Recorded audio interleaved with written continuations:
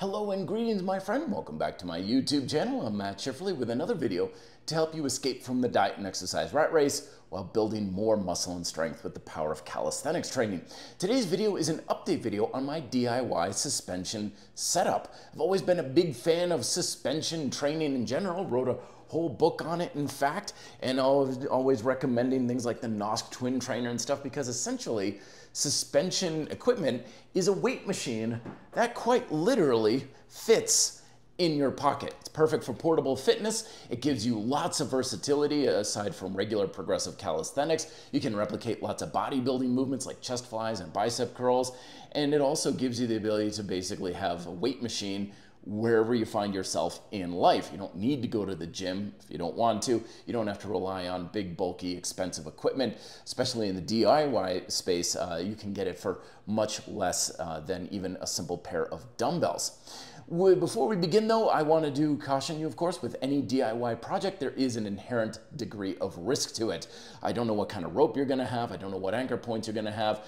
Anytime you're DIYing anything, especially when it comes to fitness, there is an inherently higher degree of risk of something potentially breaking or wearing out and stuff. So moving forward, take this advice at your own risk, use it at your own risk, and always inspect your equipment for any potential wear or breakage risk. This here is the base model. This is the base unit, and there's all sorts of accessories we can add on, as I'll be showing you in a little bit. But basically, this is just 3 parts. It is 2 PVC handles and 1 length of this manila, no, it's not manila rope, but it's prusik rope over at Strapworks. I believe the diameter of this rope is roughly 5 millimeters. It might be 4, don't quite quote me at this. And of course, it has a breaking strength of well over 1,000 pounds, which is the minimum that I always recommend you utilize.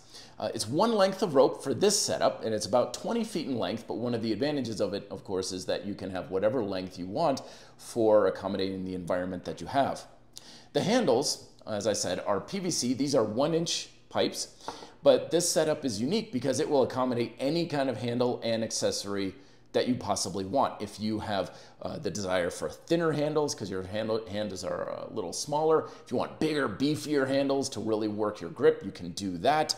If you have just handles lying around that you got off of like a weight machine or something that you found commercially available online, it will certainly accommodate that as well.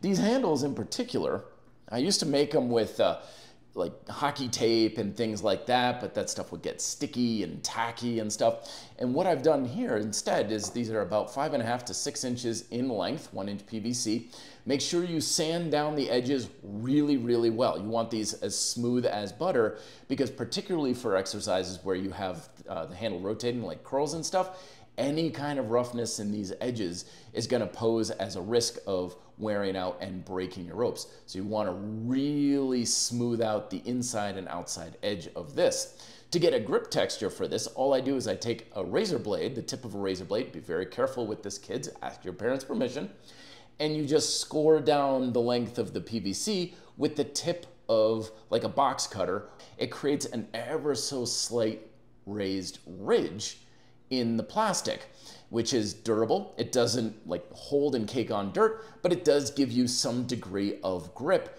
in the plastic, and you can add as many lines to it as you like for the degree of grip texture that you want. This setup will accommodate 2 out of the 3 possible suspension anchor points. We have door anchor points, we have within reach anchor points, most likely things like pull-up bars that you find at a gym, and you have out of reach anchor points, things like tree limbs or really high beams or things of that nature.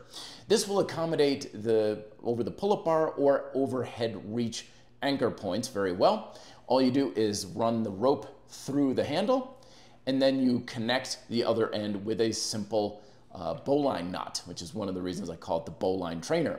Now, I've had some people over the years tell me that the bowline knot's not all that reliable. By all means, research and see if you have a different type of knot that you would rather use.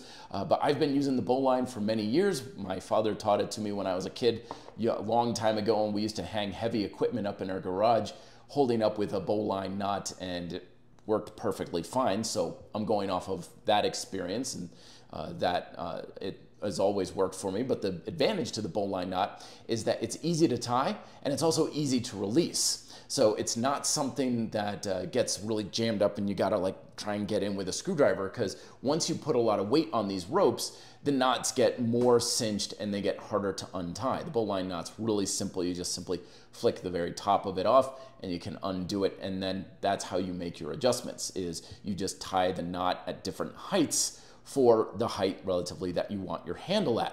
You can either sling the whole thing right over a beam or a pull-up bar, and that's pretty stable. You can also just simply bring the middle of it over a pull-up bar and then run the rest of the trainer through the loop, and that gives you a little bit more lateral stability, and that gives you a full range of close or narrow anchor point exercises that you can do.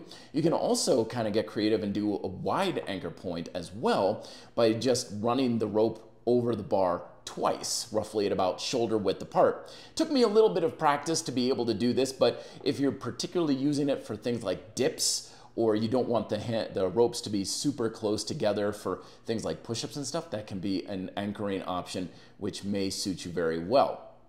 The other possible setup you can do is, instead of one single 20-foot length rope, you can have two 10-feet lengths of rope, and these also fit quite nicely within a 1-inch PVC, and that makes it a little bit more portable. Takes a little bit of a squeeze to fit on in. I kind of like the compact nature of it. But each of these ropes then, if you have a bowline knot in one end, you to create a loop, then you throw the loop over a pull-up bar or something within reach, and then sling the rest of the rope through that loop. That will give you also the ability to have a lot more laterally stable setup, kind of like a dual anchor point setup for dips, push-ups, and something that doesn't have any sort of sliding back and forth, if that's the type of setup that you prefer. So you don't need to choose between single, dual, or stable versus unstable anchor points. This type of setup will allow you to accommodate both.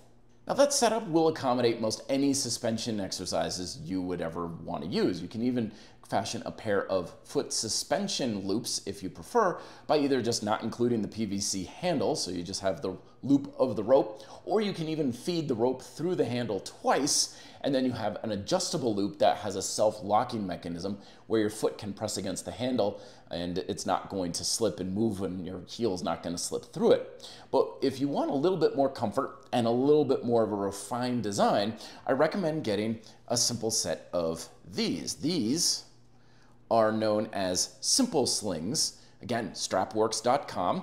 Each of these is a 3-foot long simple sling. It's always a mouthful. And they have a 1-inch or roughly a 1/2-inch loop sewn into each end. So what this allows you to do is have the handle either run through the simple sling, and it gives you a bit more of an ergonomic lay flat design of the strap against your forearms, so you don't have the rub of the rope kind of cutting into your forearms. Ideally, your technique shouldn't really create any rubbing or abrasion of your skin against the rope, but sometimes it's a bit of an acute pressure. So having these ropes, or excuse me, these straps tied into the rope and then running this through the handle gives you a flat nylon strap that lays flat against your forearm, and it's much more comfortable for things like push-ups and dips. You can also run these again twice through the handle, and it gives you an adjustable foot loop that will self-lock for exercises like hamstring curls, knee tucks, and other foot suspended exercises. I also recommend getting a third simple sling, and this is a bit more of a flat nylon here. It's not a heavy duty nylon, and the reason for this one is this is the new and improved door anchor. And what this is a dual door anchor. All you do is you take the simple sling and you tie a regular knot right in the middle, and that is what you throw up over a door, boom, and it locks. But it has two ends to it. On one end, you have the two loops, so if you want a dual anchored with more lateral stability, you can put one rope, I can't talk, on each of these, so you'll have a dual anchor setup, and that way you can also open up the, well, metaphorical door, not the literal door, of course, but it gives you the ability to have things like archer push-ups, archer rows, single arm curls. Unilateral exercise is particularly good for doorway suspension calisthenics because you can't get your weight underneath the anchor point, therefore compromising your resistance. So a lot of your training may be more unilateral in nature, and the dual anchor point door anchor can help with that. But if you just flip it around and you have it on the other side, now you've got a single loop door anchor. So if you do want that kind of lateral instability where the rope can run back and forth, you can adjust the handle height so that they're level. If you prefer that type of unstable lateral instability of a suspension trainer with a door anchor, you can have that too. So once again, it's a setup that accommodates both, and you don't need to make a compromise one way or the other. And then finally, one of the unique aspects of utilizing a rope-based trainer is we can integrate some fun pulley exercises. Now, pulley exercises are, again, laterally unstable, but they're a lot safer than just having something rubbing back and forth against a pull-up bar or some sort of a cinch where you may be having the rope able to move back and forth to adjust the handles, provide some instability, but you wouldn't necessarily want to just be creating an abrasive friction. So it's not a perfect system by any means. The bowline nature of it means that it's very versatile. You can have basically any height and width that you want for the handles. It will accommodate any kind of handle and any kind of accessories that you want. However, it is a little bit more cumbersome to set up initially and adjust. So it's generally a suspension setup that I will utilize with 2, maybe 3 different exercises. And when I'm utilizing it, I'm usually saying like, okay, I've got the handle set at waist height, for example. What other exercises can I use with the handle set up this way? So that way I'm not spending so much time in my workouts adjusting the handles all over the place, swapping out accessories, and spending a lot of time in setup rather than actually training. But as far as cost savings go, it's very light, very space efficient. You can just travel with it in a backpack. I usually carry this stuff in my day bag all day long, so that way I'm not without my suspension trainer.